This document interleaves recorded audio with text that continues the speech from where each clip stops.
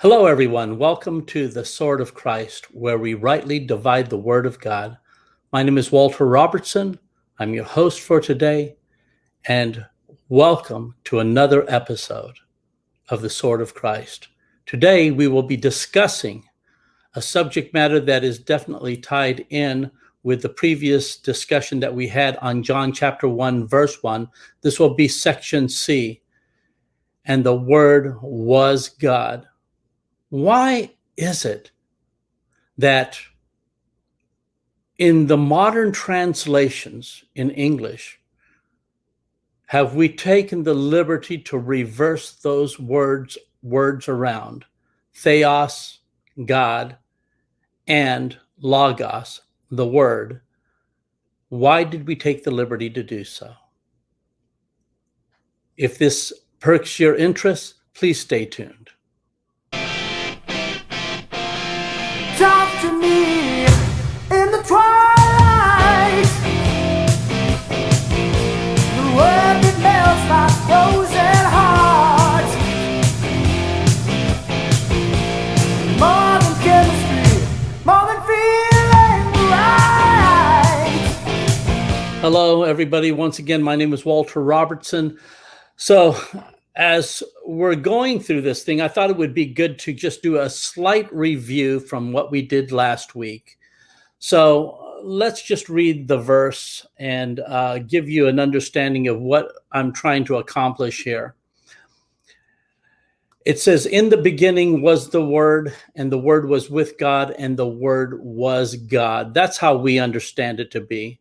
Now, a lot of us, we understand that this is a go-to passage to go ahead and prove the deity of Christ. And oftentimes what we'll do is we'll go back down to, verse 14, verse 14, and it says, "The Word was made flesh and dwelt among us." This obviously is a reference to Christ becoming flesh, right? It's obvious that this is pertaining to Christ.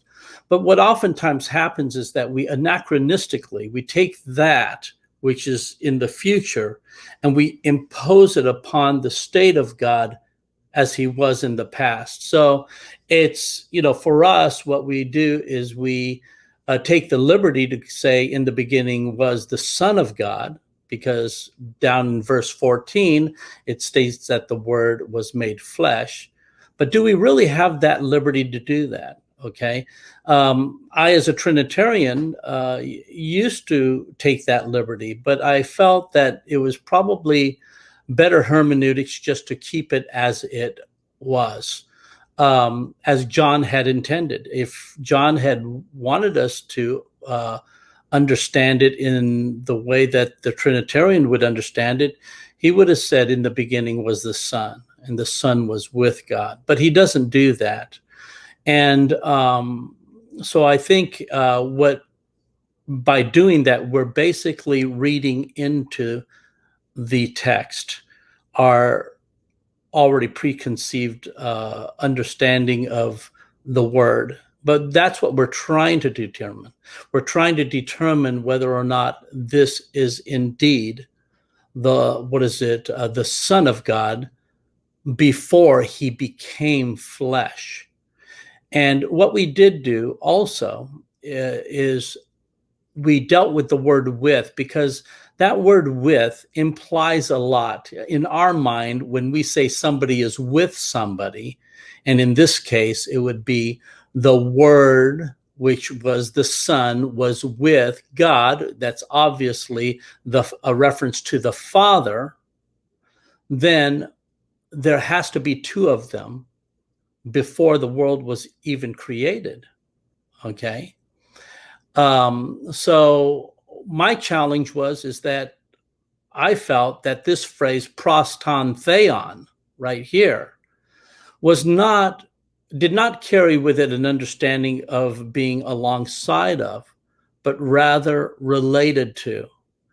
Like I shared in the previous video, James White says that it means face to face. And I go through the last video challenging that understanding of face to face, prosopon, prosopon. But what we did was we went in, and so I'll review real quickly some of the verses, okay? Let me see what we have here. And I went to Hebrews chapter 2, verse 17, and I showed that pros ton theon was also in the exact same construction as it was in John chapter 1, verse 1, pros ton theon. But here we have it pros translated relating to, okay? Also in verse Hebrews 5:1, the same thing. Things not with, but it's translated relating to. So there could be an understanding that the Logos, which we're trying to determine the meaning of, which many say that it's the spoken word of God, but as I shared with you last week, I felt that it wasn't just merely the spoken word of God or the word of God hidden within his heart, God's heart, but rather it was the Spirit of God, which was inextricably linked to the Word of God. So that when God spoke in the book of Genesis, he wasn't speaking apart from his word, and his word wasn't apart from the Spirit who had created all things, but that the Spirit of God was the word of God. And if you go down to verse 14, it says, and the word was made flesh. This statement also presumes, okay, the understanding then, if the word was made flesh, then the word must have been spirit. Okay. That's the contrast, right? So I went through that and also discussed issues about face-to-face, prosopon, prosopon, if you wanted to go ahead and utilize that. This passage right here in 1 Corinthians 13:12, it states face, prosopon, prosopon. That actually means face to face. And I don't think that that's what John was actually saying there when using the word pros. So let's go into the subject matter that we're talking about now. This is in reference to the word order. All of us understand that the word order in 1C right here in this section, let me get this up on the screen again. It says, and the word was God, that this was the word order. But if you go into the Greek, okay, if you go into the Greek, you'll see, okay, where it's supposed to say the word was God. Well, guess what? In the Greek, it's not like that. It says, and God, okay, was the word. Now, why is it that there's this reversal of both of these nouns? And both of these are nouns because they end with an OS ending. There's a little bit of Greek. If it ends with an OS ending, the words are nouns. We call these predicate nominatives. Now, there's a preverbal predicate nominative, which is right here, okay? This is the verb. This is the connecting verb was, okay? And what I want to share with you is that someone, and I believe it was the Roman Catholic Church, when they, put out the Latin Vulgate, ended up reversing these things because it better supported their understanding of the doctrine of the Trinity. Because if you keep these things in this order, okay, in the Greek order, it lends itself more to an understanding of Sabellianism and or modalism. So this is very key. Why is it that some felt the necessity to go ahead and reverse these? Okay, so let me show you that these are both nouns. Obviously, this is a nominative masculine singular noun, but guess what? You have a masculine nominative singular noun here also. And this is our dilemma. Some people felt the liberty to go ahead and do that. Being that both were nouns, you could almost do it like a commutative property of addition, where, 1 plus 2 equals 3. Well, then guess what? 2 plus 1 could equal 3 also. But no, it changes the meaning, okay? And there's a reason why this was done. And here, let's take a look at this, okay? Just bear with me. I know you're going through a Greek lesson right now, and I'm not claiming to be a Greek scholar by any stretch of the imagination, but let me see if I can zoom in on this a little bit more, okay? Here, these are Greek nouns, okay? Notice that the Greek nouns end with an OS ending, okay? You see them in here? And these are Greek nouns, okay? Now, this is really important to the case that I'm going to be presenting to you, okay? I want to take this thing to a higher level of understanding than you have been used to, and maybe challenge your thinking, in regards to why it was that you have the Latin Vulgate and the 1611 King James Version of the Bible that I believe arbitrarily decides to change the word order, okay, in order to support their bias. Now, if you go to, let's say, Tyndale's Bible, okay, right here, let me go ahead and zoom in on that. You have, in the beginning was the Word, and that Word was with God, and God was that Word. Wow. That's interesting. So even William Tyndale, probably the greatest Greek, scholar, and he knew so many languages and was a master at Greek and Hebrew. He was the one that was responsible for us having the English language. Well, guess what? He translated it, God was that Word. And guess what? Not only do you have the Tyndale Bible, but you have also the Bishop's Bible, the Matthew's Bible, the Coverdale Bible, all English translations that predate the 1611 KJV, and they all state, and God was that Word. Now, there is one that doesn't, and that's the Geneva Bible. Geneva Bible does hold and state that it was, the Word was God, okay? But still, you see what's happening here, though, is that someone took the liberty to reverse the word order. Now, in the next two verses, in the Geneva Bible and the Coverdale Bible, and we'll get into a discussion on the next episode about this, they do change the words in verses 2 and 3. They do not have the personal pronoun. The same was in the beginning with God. All things were made by him, okay? It doesn't say that.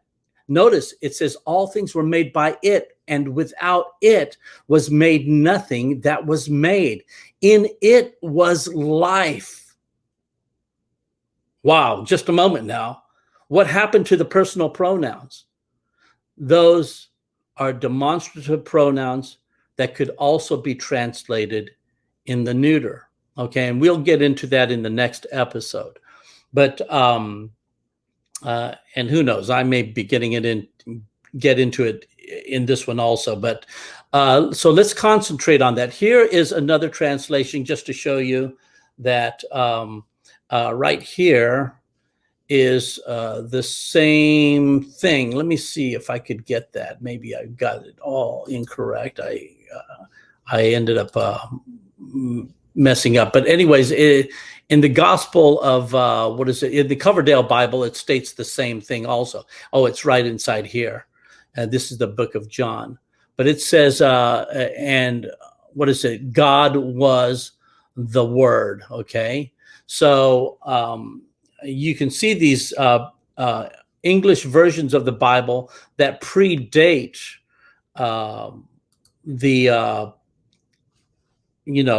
predate the King James version of the Bible, have it in the correct order, in harmony with the Greek.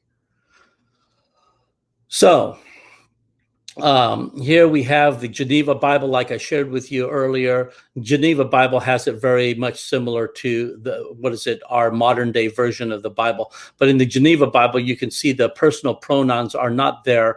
In verses 2 and 3. It eliminates the personal pronouns and replaces them by the neuter, it, and that, and so on and so forth. Okay, but here, what I'd like to do is share with you that that what has happened here is that there's been an argument that has been presented by modern day scholars, okay? And this argument has come about due to the fact that the Jehovah's Witnesses have taken it upon themselves to utilize the order of the passage, okay, and the Word was God. And since God does not have the definite article, which is the, T-H-E, in front of it, to them, they were arguing that it was a God. But what ended up happening is that Trinitarians came along and they started arguing that no, it meant God. But many of them stated that it was God in his essence. So that when you said, and the Word was God, that subject matter then really became the word divine. Okay, God then became divine, a divine quality. But what I want to do is challenge that, okay? Because I think that it's totally arbitrary on the part of any Trinitarian to do such a thing. They do such a thing they're committing almost the same type of crime that the Jehovah's Witnesses are committing in translating that a God. What they've done, some Trinitarians are stating that it is the divine quality. It's nonsense, because I've already shared with you in John chapter 1 that this is a predicate nominative, which means that it is a noun. Okay, it's a noun, it's a singular, it's a masculine singular noun. It's not an adjective, it's not showing the qualities of God. And if it was to be understood as divine, then why didn't John or the Greek manuscripts show it to be divine? Here, let me show you. Okay. Here is Theos, okay? Now notice the spelling of this thing right here. It has an I in between the E and the O, okay? That will make it an adjective, okay? What does that adjective, what is it? What is it about this adjective? Okay, it means divine. Divine, it's the substance or deity. So in other words, The reason I believe, one of the reasons why I believe that the Trinitarian has taken the liberty to reverse order this thing is to make a case that this could mean that God here could mean the divine quality and not be necessarily a reference to the Father. But here you are, okay? You're having individuals that now are going ahead and changing the word order, and on top of that, changing the meaning of theos, which is a noun, and making it an adjective of quality. They make it qualitative. This violates Caldwell's rule, okay? It's an absolute violation of understanding this passage as John wanted it to be understood. My goodness, this is eisegeting the passage. It's not exegeting the passage. You guys are reading into it. You're reversing the orders. You're changing nouns into adjectives. My goodness. Okay, so I've got this book right here. Daniel B. Wallace. You guys are very familiar with Daniel B. Wallace. I love the gentleman. I mean, he's a Trinitarian and a Greek scholar, and he's definitely he has some huge credentials behind him. But I think that he understands that the word order of this passage really supports a Sabellian or a modalistic understanding. But that can't be the case. It must not be the case. This can't be, right? So he would allow for the reversal of these things. And Caldwell's rule was accepted as authoritative. I mean, my goodness, a Greek scholar par excellence. And we lived with that rule for many, many years, decades and decades, until the mid-70s, where some theologians decided to go ahead and say, well, maybe Caldwell is not quite thinking right. Maybe he didn't think the whole process through. This is what Caldwell's rule states, okay?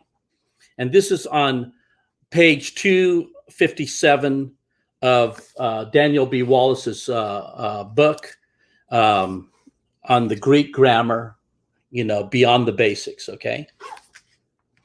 It says this: a definite predicate nouns, definite predicate nouns which precede the verb usually lack the article, okay? Now let's take a look at John 1. Let me go back here to John 1, okay? And let's see what it is that he's stating here, okay? So here we are. We have a predicate nominative which precedes the verb right here. This is a predicate nominative, theos, which precedes the verb. The connecting verb was, okay? Cannot be translated an indefinite, like the Jehovah's Witnesses, or a qualitative noun, like many Trinitarians when they state that theos here means divine or divine quality. solely because the absence of the article. Okay? If the context suggests that the predicate is definite, it should be translated as a definite noun. Now, this is Caldwell's rule. Okay? So, the problem here is that both of these end in an OS ending, but somebody took the liberty to go ahead and reverse order this whole thing in order to say that this theos right here, which is a noun, could mean divine quality. And I would beg to differ. Absolutely not. So let me read a little bit more here, okay? What is it? Bruce met, okay, so there was a gentleman by the name of Nigel Turner who argued in John 1:1, there need be no doctrinal significance in dropping the article, for it is simply a matter of word order. This means that Theos and Logos meant the same thing as Logos and Theos. Bruce Metzger summarizes as in regards to John 1:1, Caldwell's research casts the most serious doubt on the correctness of such translations as, and the Logos was divine, okay? And the word was divine, okay? And the worst of all is, as the Jehovah's Witnesses said, and the word was a God in the New World Translation. So Walter Martin goes so far as to say Caldwell's rule clearly states that a definite predicate nominative never takes an article when it precedes the verb, as in John 1:1. Now, there are some arguments from silence that, others want to make, but this demonstrates to you that somebody is fooling around with this. Now, when I look at this passage, I see that we don't necessarily have to come to the conclusion that John 1:1 refers to the eternally begotten Son prior to his incarnation. In other words, that he was eternally the Son of God in time past with the Father. It does not necessarily prove that. And I think that Trinitarians, especially the Roman Catholic Church, have gone to great lengths to change things. And they put a lot of pressure on King James to go ahead and keep that word order and to change the English word order, okay, from what Tyndale had done to what the Latin Vulgate prescribes. So this is my challenge to you all in regards to, this subject matter. Let me see what else we have here. So this is, so as you can see, the word theos, okay, let me see what we've got here. In fact, there's a gentleman by the name of Philip B. Harner, okay, that basically tries to present a case to the Jehovah's Witnesses, and he gives 5 possible understandings of John 1, C, okay? John 1:1c. And it could be hologos and theos, or theos and hologos, which is what it is actually written in the Greek, okay?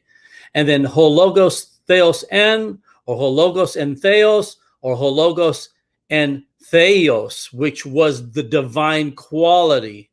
Now, he goes on to state that in regards to D and E, okay, hologos and theos, the word was God, and also hologos and theos, which is the word was divine. He goes ahead and he states that here he writes clause D, hologos and theos would probably mean the logos was a god or divine being of some kind belonging to the general category of theos, but as a distinct being from hotheos. Harner's clause D is the precise definition used by the Jehovah's Witnesses, yet Harner rules this out as what John is actually saying. Harner then writes, clause E, hologos and hotheos would mean that logos was divine without, specifying further in what way or to what extent it was divine. Okay, he then later on goes ahead and says this, okay. Again, notice that Harner rules this interpretation out on the basis of what John actually wrote. Although clauses D and E are both exactly what Jehovah's Witnesses claim John was saying, Harner rules out as both as not possible. Qualitative, anarthrous predicate nouns, and so on and so forth. Okay, this was in the Journal of Biblical Literature by him. Okay, so anyway, just wanted to go ahead and make that comment there. So with this being said, what's my point?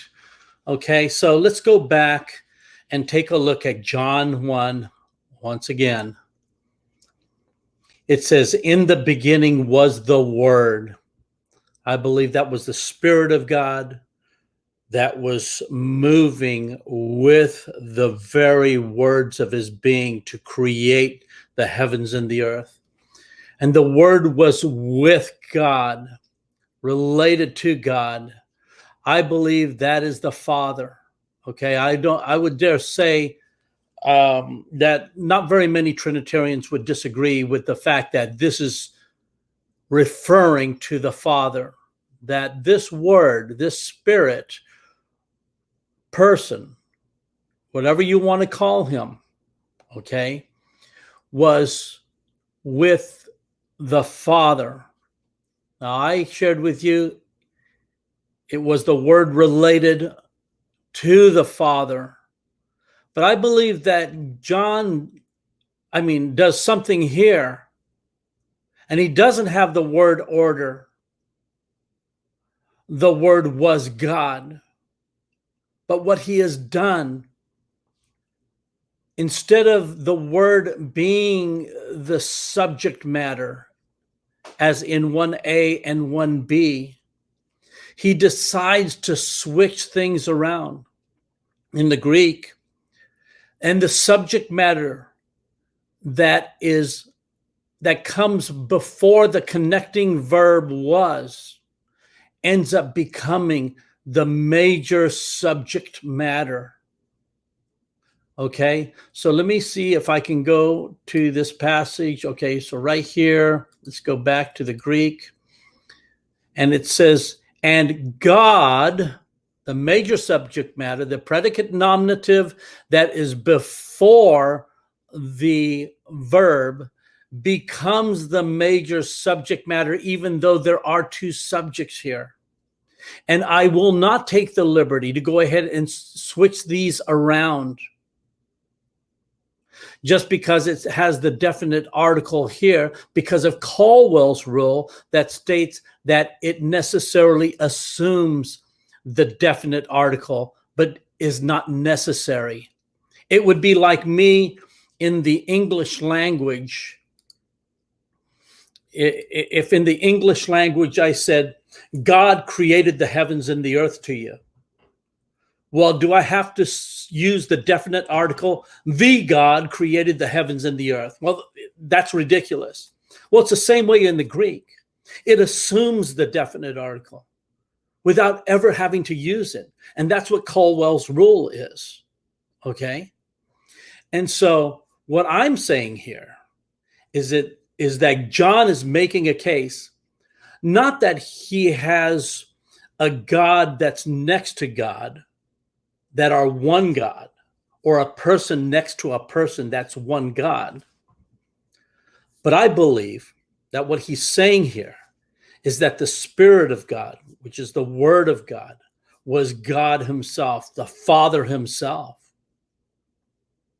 So it says, in the beginning was the Spirit of God, namely the Word of God that was always manifest with his creation or interacting with humanity in time past to the prophets and the fathers. This was the Spirit of the Father. It was the Father, and the Word was with the Father or related to the Father. The Spirit was related to the Father, the Spirit of the Father. Then it says, and the Father was the Word. This is how I see it, because that's the main subject matter. You can't arbitrarily, or you could, I guess, arbitrarily decide to go ahead and change that so the Word was with or related to the Father, and then turn around and say, well, that the next passage or the next word where it says Theos is not in reference to the Father. But I say, hey, stick to how it is in the Greek and just read it for what it is. And you'll see that not only was the Word, who was Christ pre-incarnate,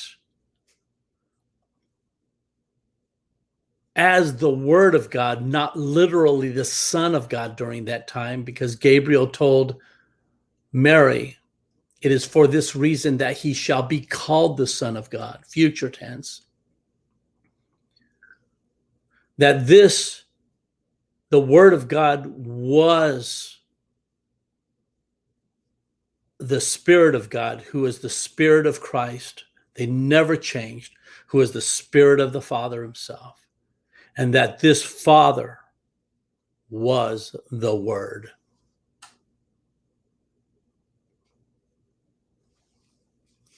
I hope that I was able to challenge you on your thinking. I know that I'm going to receive a lot of flack for sharing this, but I believe that this is what John had intended. He wanted to elevate Christ. He didn't want him to be a subsistence of God. He didn't want him to be any less, but he is the same